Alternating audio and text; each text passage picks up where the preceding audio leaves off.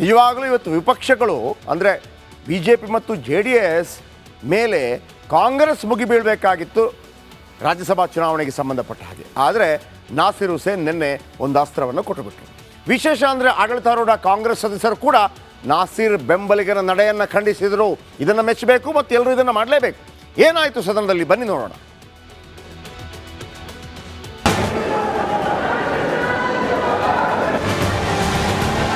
ಈ ಥರ ದೇಶದ್ರೋಹದ ಘಟನೆ ನಡೆದಾಗ ಒಂದು 5-6 ಜನ ಮಂತ್ರಿಗಳು ಬಂದು ನಿಂತು ಸಭೆ ಮಾಡಬೇಕಾಯಿತು.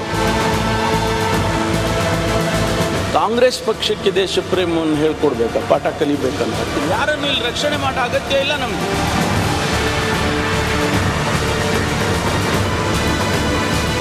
ರಾಜ್ಯಸಭಾ ಸದಸ್ಯ ಸೈಯದ್ ನಾಸಿರ್ ಹುಸೇನ್ ಬೆಂಬಲಿಗ ಪಾಕ್ ಪರ ಘೋಷಣೆ ವಿಚಾರವನ್ನ ಮುಂದಿಟ್ಟುಕೊಂಡು ಇಂದು ಬಿಜೆಪಿ ನಾಯಕರು ಶಾಸಕರ ಭವನದಿಂದ ವಿಧಾನಸೌಧದವರೆಗೆ ಪಾದಯಾತ್ರೆ ಮಾಡಿದ್ರು.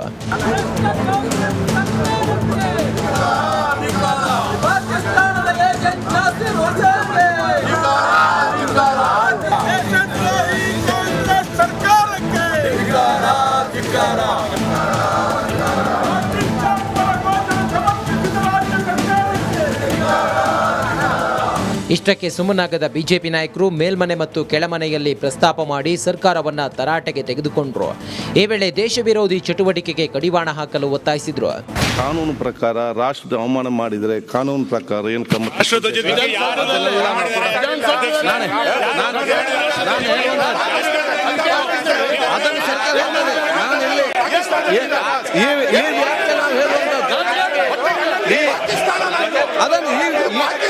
ಈ ವ್ಯಾಪ್ತಿಯಲ್ಲಿ ನಾನು ಹೇಳ್ತಾ ಇದ್ದೇನೆ. ಹೊರಗಿನ ವಿಚಾರ ಸರ್ಕಾರ ಅದನ್ನು ತಿಳಿಸುತ್ತದೆ, ಅದನ್ನೇ ಮಾತಾಡಿ. ರಾಜಾಜಿನಗರದ ಕಾಂಗ್ರೆಸ್ ಕಾರ್ಯಕರ್ತನಿಗೆ ಪಾಕ್ ಪರ ಘೋಷಣೆ ಎಂದು ಸದನದಲ್ಲಿ ವಿಪಕ್ಷ ನಾಯಕ ಆರ್ ಅಶೋಕ್ ಪ್ರಸ್ತಾಪಿಸಿದ್ರು. ಪಾಕಿಸ್ತಾನ ಬಗ್ಗೆ ಘೋಷಣೆ ಕೂಗಿದಾಗ ಅಲ್ಲಿ ರಾಜಾಜಿನಗರದ ಒಬ್ಬ ಕಾರ್ಯಕರ್ತ ಇರ್ತಾನೆ. ಅವನು ಕಾಂಗ್ರೆಸ್ ಅವನೇ ರಾಜಾಜಿನಗರದ ಕಾರ್ಯಕರ್ತ ಅವನು. ನಾನು ನೋಡಿದೆ ಆ ಫೋಟೋದಲ್ಲಿ. ರಾಜಾಜಿನಗರದ ಕಾರ್ಯಕರ್ತ ಅವನು ಪಾಕಿಸ್ತಾನ ಜಿಂದಾಬಾದ್ ದಕ್ಷ ಅವನು ಬಾಯಿ ಮುಚ್ಚುತ್ತಾನೆ. ಈ ವೇಳೆ ಯತ್ನಾಳ್ ಹಾಗೂ ಪ್ರಿಯಾಂಕ್ ಖರ್ಗೆ ಜೋರು ಧ್ವನಿಯಲ್ಲೇ ಬೈದಾಟ ಮಾಡಿಕೊಂಡ್ರು.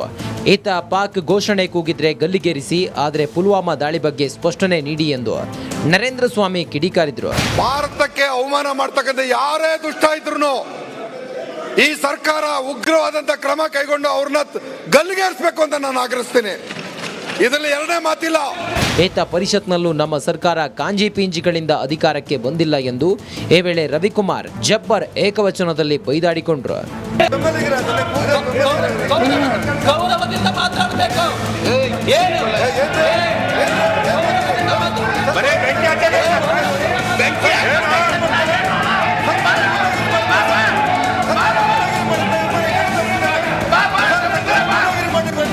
ಬಿಜೆಪಿ ನಾಯಕರ ಗಲಾಟೆಗೆ ಗೃಹ ಸಚಿವ ಡಾಕ್ಟರ್ ಜಿ ಪರಮೇಶ್ವರ್ ಸ್ಪಷ್ಟನೆ ನೀಡಿದ್ರು.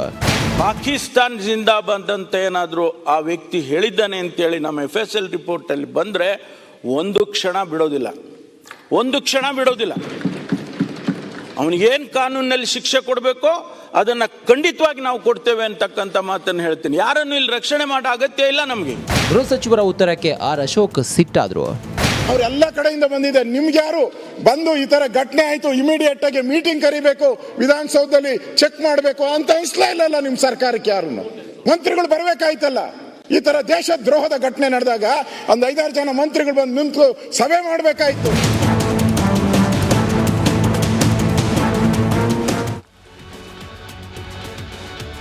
ಈ ನಡುವೆ ನಿಜವಾದ ಹೀರೋ ಇವತ್ತಿನ ಅಧಿವೇಶನದಲ್ಲಿ ಸಭಾಧ್ಯಕ್ಷ UT ಖಾದರ್.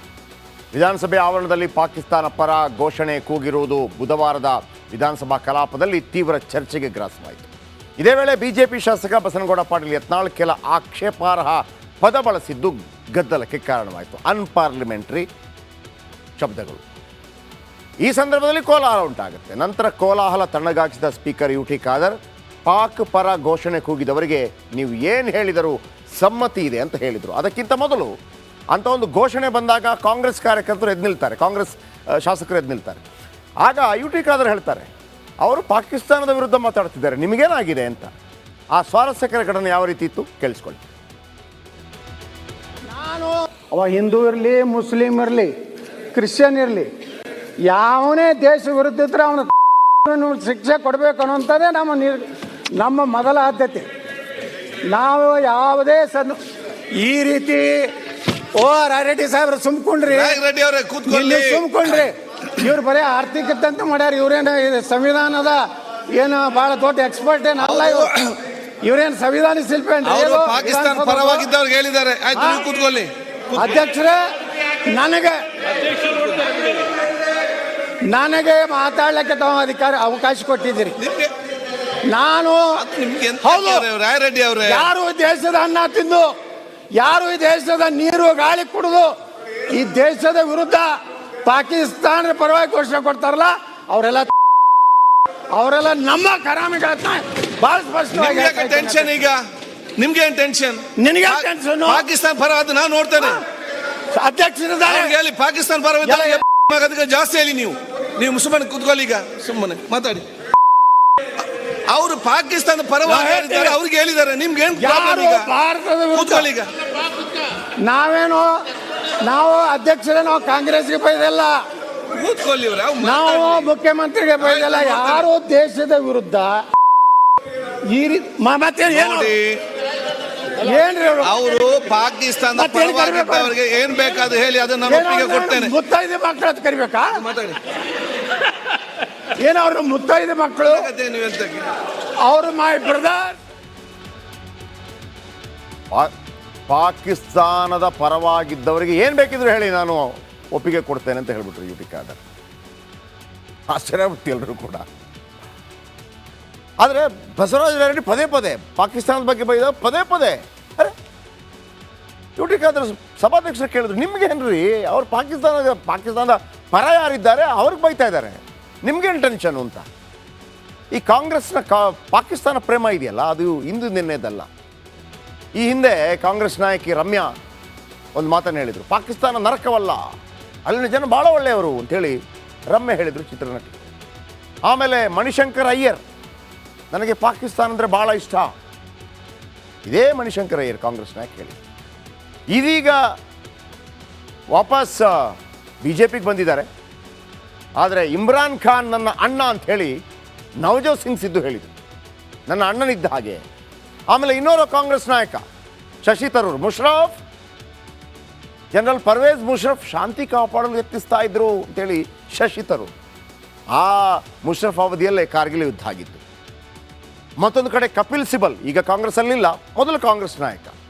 ಪಟೇಲರು ಕಾಶ್ಮೀರವನ್ನು ಪಾಕಿಸ್ತಾನಕ್ಕೆ ನೀಡಲು ಬಯಸಿದ್ರು ಅಂತ ಕಪಿಲ್ ಸಿಬಲ್. ಈ ಎಲ್ಲ ನಾಯಕರ ಪ್ರೇಮ ಪಾಕಿಸ್ತಾನ ಪ್ರೇಮ. ಆದಿವತ್ತು ಬಸವರಾಜ ರಾಯರೆಡ್ಡಿ ಅವರ ಪ್ರೇಮ ಕೂಡ ಕಾಣಿಸ್ತಿಲ್ಲ. ಅದಕ್ಕೆ ಸರಿಯಾಗಿ ತಪರಾಕಿ ಕೊಟ್ಟರು ಸ್ಪೀಕರ್ ಯುಟಿ ಖಾದರ್. ಈ ನಡುವೆ ಈಶ್ವರಪ್ಪ ಮಾತಾಡಿದ್ದಾರೆ.